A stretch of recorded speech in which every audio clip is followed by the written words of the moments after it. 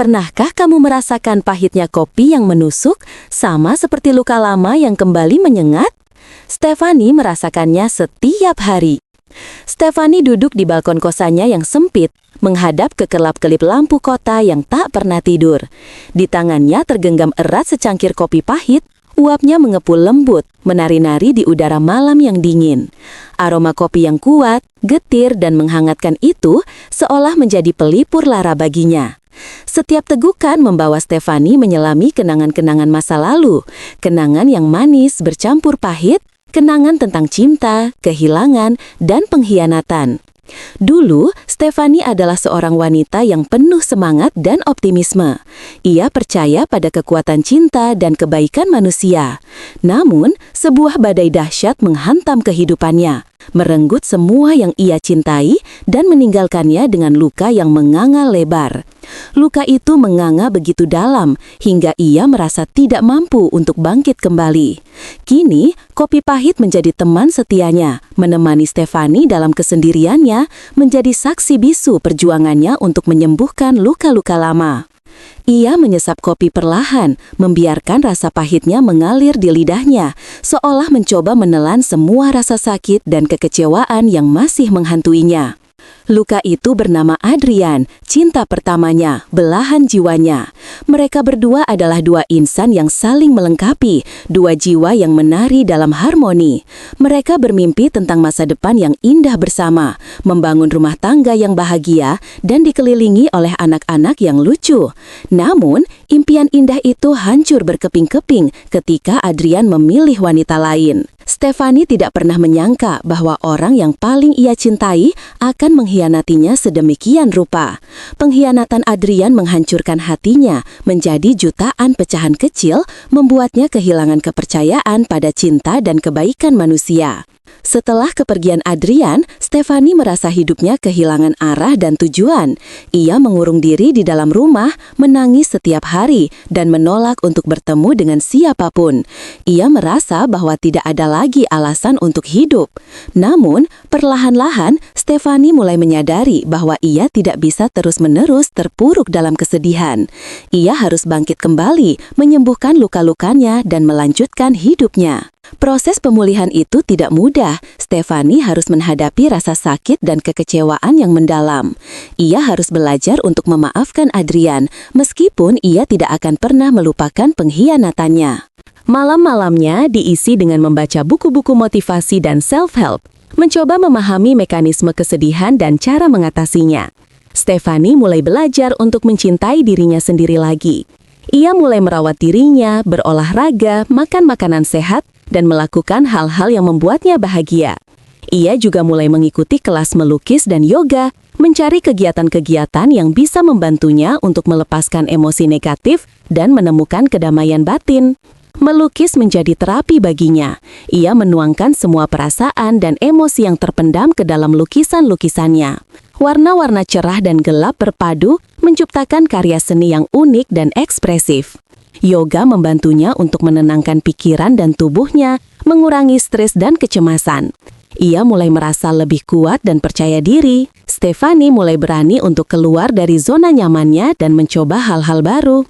Ia mulai bepergian ke tempat-tempat yang belum pernah ia kunjungi sebelumnya, bertemu dengan orang-orang baru, dan belajar tentang budaya yang berbeda.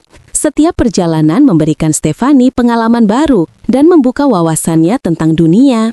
Ia mulai menyadari bahwa hidup ini terlalu singkat untuk dihabiskan dalam kesedihan dan penyesalan. Kopi pahit tetap menjadi teman setianya, namun kini kopi itu bukan lagi sekedar pelipur lara. Kopi itu menjadi simbol perjuangannya untuk bangkit kembali, simbol keberaniannya untuk menghadapi masa depan. Setiap tegukan kopi pahit mengingatkannya akan luka-luka lama, namun juga mengingatkannya akan kekuatannya untuk menyembuhkan diri sendiri. Stephanie mulai membuka hatinya untuk kemungkinan cinta yang baru. Ia tidak lagi takut untuk jatuh cinta, namun ia juga lebih berhati-hati dalam memilih pasangan. Ia belajar dari pengalamannya dan tidak ingin mengulangi kesalahan yang sama. Ia mencari seseorang yang bisa mencintainya apa adanya, seseorang yang bisa menghargai dan menghormatinya, seseorang yang bisa menjadi teman dan pasangan hidupnya. Suatu hari, Stefani bertemu dengan seorang pria bernama Andre di sebuah pameran seni. Andre adalah seorang seniman yang berbakat dan memiliki jiwa yang lembut. Mereka berdua langsung merasa terhubung dan mulai berkencan. Andre sangat sabar dan pengertian. Ia selalu ada untuk Stefani, mendengarkan keluh kesahnya dan memberikan dukungan moral. Andre tidak pernah memaksa Stefani untuk menceritakan masa lalunya. Namun ia selalu siap mendengarkan jika Stefani ingin berbagi. Ia menerima Stefani apa adanya, dengan semua luka dan kekurangannya. Perlahan-lahan, Stefani mulai membuka hatinya untuk Andre. Ia merasa aman dan nyaman bersamanya. Ia merasa bahwa Andre adalah orang yang tepat untuknya. Suatu malam, Andre mengajak Stefani makan malam romantis di sebuah restoran tepi pantai. Setelah makan malam, mereka berjalan-jalan di sepanjang pantai, menikmati deburan ombak dan hembusan angin laut yang sejuk. Tiba-tiba, Andre berlutut di hadapan Stefani dan mengeluarkan sebuah cincin dari sakunya. Stefani terkejut dan tidak bisa berkata apa-apa. Andre menyatakan cintanya kepada Stefani dan melamarnya. Stefani sangat bahagia dan terharu. Air mata mulai membasahi pipinya. Ia mengangguk dan berkata, "Ya." Stefani dan Andre menikah setahun kemudian. Pernikahan mereka sederhana namun sakral. Mereka mengundang keluarga dan teman-teman terdekat mereka untuk merayakan kebahagiaan mereka. Stefani mengenakan gaun pengantin putih yang indah, sementara Andre mengenakan jas hitam yang elegan. Mereka berdua tampak sangat bahagia dan serasi. Stefani merasa bahwa ia telah menemukan kebahagiaan sejati. Ia merasa bahwa semua luka-lukanya telah sembuh dan bahwa ia siap untuk memulai hidup baru bersama Andre. Mereka berbulan madu di Bali, menikmati keindahan alam dan kehangatan budaya Bali. Mereka mengunjungi berbagai tempat wisata seperti Pura Tanah Lot, Ubud, dan Kuta. Mereka juga belajar tentang seni dan budaya Bali, seperti tari kecak, gamelan, dan ukiran kayu. Stefani merasa sangat bahagia dan bersyukur atas semua yang telah ia alami. Ia merasa bahwa hidup ini indah dan bahwa ia memiliki banyak hal untuk disyukuri. Setelah kembali dari bulan madu, Stefani dan Andre memulai hidup baru sebagai pasangan suami istri. Mereka membeli sebuah rumah kecil di pinggiran kota dan mulai menata rumah mereka sesuai dengan selera mereka. Stefani kembali bekerja sebagai seorang arsitek, sementara Andre terus berkarya sebagai seorang seniman. Mereka saling mendukung dan menginspirasi satu sama lain. Mereka juga sering menghabiskan waktu bersama, memasak, menonton film, atau sekadar mengobrol. Stefani dan Andre sangat bahagia bersama. Mereka merasa bahwa mereka telah menemukan belahan jiwa mereka. Mereka berencana untuk memiliki anak dalam waktu dekat. Stefani ingin menjadi seorang ibu yang baik dan penyayang. Ia ingin memberikan kasih sayang dan perhatian yang cukup kepada anak-anaknya. Ia ingin membesarkan anak-anaknya menjadi orang yang baik, cerdas, dan berguna bagi masyarakat. Stefani terus minum kopi pahit setiap pagi, namun kini kopi itu bukan lagi sekedar pengingat akan masa lalu yang kelam. Kopi itu menjadi simbol harapan dan kebahagiaan. Setiap tegukan kopi pahit mengingatkannya akan perjalanannya untuk bangkit kembali, akan kekuatannya untuk menyembuhkan diri sendiri, dan akan cintanya kepada Andre. Stefani belajar bahwa luka tidak akan pernah benar-benar hilang. Luka akan selalu membekas di dalam hati, namun luka tidak harus mengendalikan hidup kita. Kita bisa belajar untuk hidup dengan luka-luka kita, belajar untuk memaafkan diri sendiri dan orang lain, dan belajar untuk mencintai diri sendiri dan orang lain. Stefani juga belajar bahwa kebahagiaan sejati tidak bisa ditemukan di luar diri kita. Kebahagiaan sejati berasal dari dalam diri kita.